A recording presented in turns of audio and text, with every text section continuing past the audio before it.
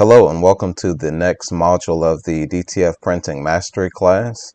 I'm your host Jay, the owner of Elegant Edits as well as Pop DTF. And in this one, what I would like to do is showcase the different Adobe Illustrator tools and windows that are commonly used with DTF printing.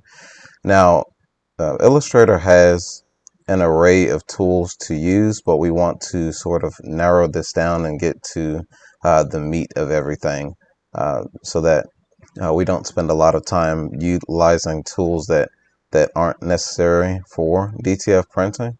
So let's go ahead and open up a new document here. This is the selection tool, and it is commonly used just to move things around. So let's say I wanted to just copy this section here. This is used to move things around in general. Now, if we need a more direct selection option, instead of moving everything, we can use the direct selection tool. So with this tool, instead of just clicking and moving everything around, we can isolate different sections, and we can zoom in. Actually, I can change this to a lighter color so that you can see better.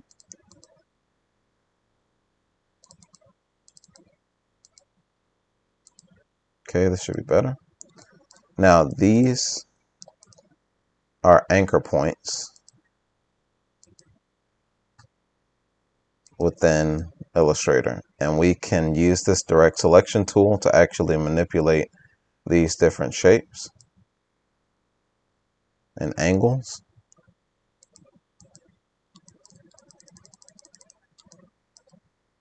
Now you can actually utilize this tool in multiple ways. You can just simply click and drag to manipulate the different shapes and anchor points, or you can hold Alt and click and it will select the entire outline. You can also hold Alt and click inside what we call the fill. This area, any area on the inside of the paths, so this would be the path, the outline. This would be the fill on the inside where the colors are. So if you just click on the inside of the fill, you can move the entire selection around without merely selecting the outline, if that makes sense. So that is what the direct selection tool is used for. And again, you can hold Alt and Shift to drag around. You can just simply click one anchor point and manipulate that. You can also hold Shift down to select multiple points. So we can just click and then we'll hold Shift, and you'll see this anchor point go from white to purple because we've selected this. You can hold the space bar down or click it. You can see that switch over to another tool called the hand tool, and you can drag these around as long as the space bar is held. Some of these are keyboard commands, which the space bar is keyboard command for the hand tool, but you can continue to hold Shift and select each anchor point, and this is used to create a different effect if you wanted to simply select and drag a certain amount of anchor points to a different location within the artboard. Now, we would also use the pen tool sometimes. Now, this would be good if your customer or client actually sends you a PNG file and we need to trace the vector. This won't be a module on tracing, but we will get into this in a future module. So the shortcut for the pen tool is the letter P. It is also noted once you hover over that tool within this window here. So you can click and then select another point. You can hold down Shift to keep everything straight or go at an angle. So if we were tracing this, we would use this pen tool and hold Shift at this point. Now we can click and drag from another point to create what's called a curve within Illustrator. But we will get into that in a later module. You can Alt click to stop the curve. And now we have our fill.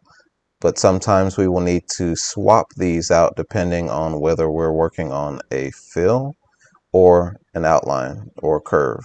So you can swap this out for this here, and you can change the color so that you can see, and you have the fill here and you have the stroke here. You can select this to make this transparent, and we have somewhat of an outline. So that is the pen tool. Another common tool that you'll use in almost every file preparation for DTF printing, if you're creating the artwork yourself, is the type tool. Now you have two different functions of this tool. You can click and drag a box and type within a certain area, and it'll automatically keep your text within the bounds of this box. Or you can simply just click and start typing. And here are your fonts up here. You can either select each font one at a time, or you can click this placeholder and just press down on the keyboard to select the fonts that you want. Before we move on, we can utilize the selection tool in tandem with the typing tool to manipulate the size. Now, to keep everything relative to its size, instead of it skewing the text, you would just hold Shift down on the keyboard so that it doesn't change the proportions of the selection. Now, to actually expand all four sides at one time, you can click and hold Alt and Shift, and you would get this effect here, as opposed to simply holding Shift on one corner. So you have that option there. Another tool you would use more commonly, which we've already used, is the hand tool. And this is so we can actually pan over, and you can also do or access the hand tool by pressing the space bar, as I mentioned before, on the keyboard to do this. So familiarize yourself with the keyboard commands that are listed within this window here. It'll help you save time. So now we have V as noted here as the selection tool, A for the direct selection tool. So I just switch from V to A. You can see the cursor change.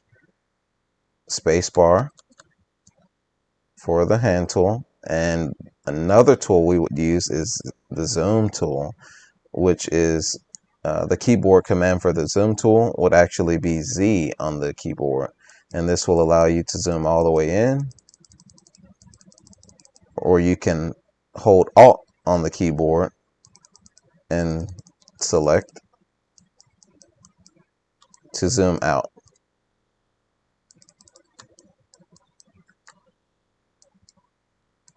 Now I want to get into your window options as well.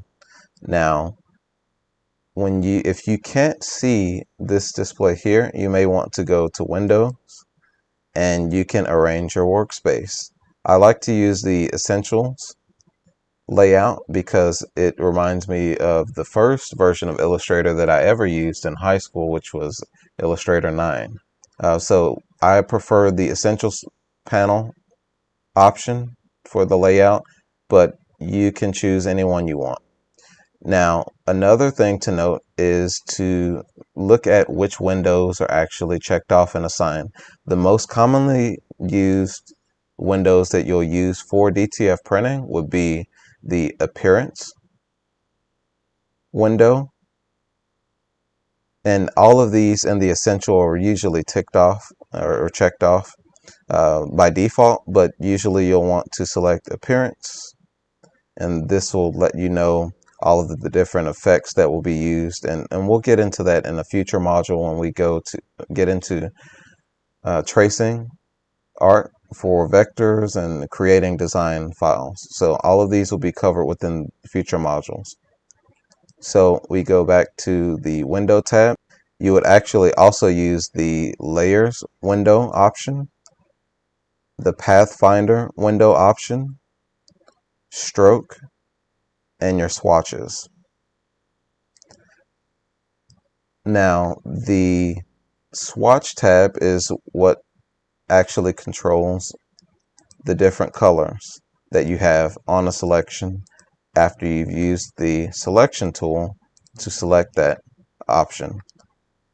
Again, as I mentioned before, you have a fill and you have what's called a stroke. So to create an outline for your customer, you would just select the stroke. If you see these little, what we call adornments on the edges, where the edges are very sharp, you can go down to the stroke window and select the limit option, and you can type a lower value like 2 and hit the tab key, and you'll see those adornments or the little spikes disappear. Now, you also have options for the weight of the stroke. The higher the number, the greater the value for the stroke will be. Now, where the Pathfinder tool that we selected from our window menu, the Pathfinder tool, what this helps to do is create a better, a more desirable outline effect. And what we would do with this is we can hold Alt and click and Shift to move the selection if we want it to. Next, we can go to Object, Expand, and you want to expand both the fill as well as the object itself. This opens up another array of options to actually adjust the outline. So this would actually make it to where it actually tucks the outline color inside, which we don't want for this effect. And you also can align the stroke to the outside, which is a more desirable, commonly used outline. So that is the difference between just utilizing what's standard with the text or actually adjusting it. Another Pathfinder tool that's actually useful is when we get overlapping. Now we have two options here. We can actually select this and go back to the Pathfinder tool again, and we can select Unite, and that will merge everything so that everything is nice and clean. You can also adjust this limit again if you want to create a different effect, or you can keep it as is.